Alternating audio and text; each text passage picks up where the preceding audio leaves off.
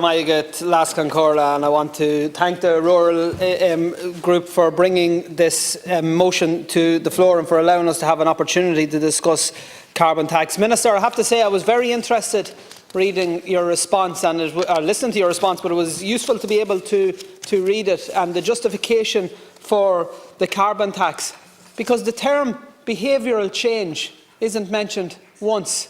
If we go back to the introduction of the carbon tax, behavioural change was the entire premise on which it was sold. It is now switched from being a behavioural change mechanism, because clearly it doesn't work. If simply increasing the prices of carbon-based products force people to change, then the last 6 months would have ensured that there was a huge shift. Instead, it has been turned into a revenue-raising argument in terms of the defenders of the carbon tax. And I think that does a huge disservice. It does a huge disservice to to climate action, and it's inherently unfair, because we now have a situation where the Green Party principle, which has been adopted by Fianna Fáil and Fine Gael, which was actually being articulated by other members of the opposition last night, has equated climate action with punitive measures on ordinary workers and families. And there's actually a suggestion, and members of your government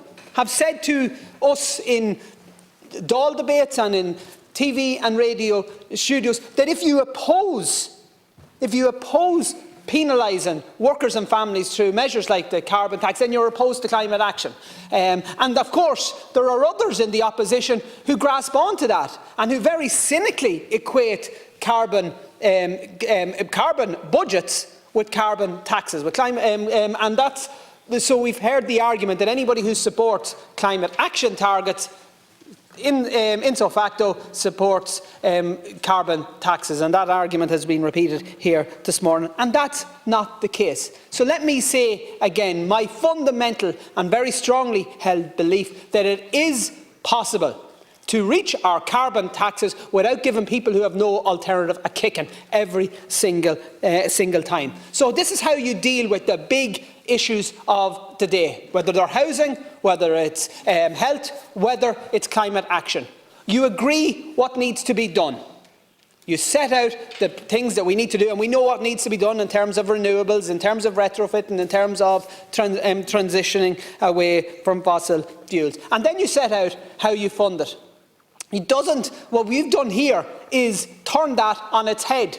We've said we'll charge people who have no alternatives for using their cars, for driving to work, for burning home heating oil. And then at some point in the future, we'll let you know how we're going to actually allow you to transition. And here's fundamentally what's wrong with that. Because by those types of actions, you are undermining the actual potential for us to reach our climate action targets at all, because you're undermining support for the very concept of climate action among those who want to be your partners. So next week, this is what's happening. Next week, in the middle of a cost of living emergency, this government plan to increase the cost of home heating oil.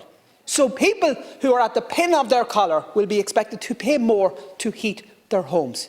Those people have no alternatives. That is not climate action.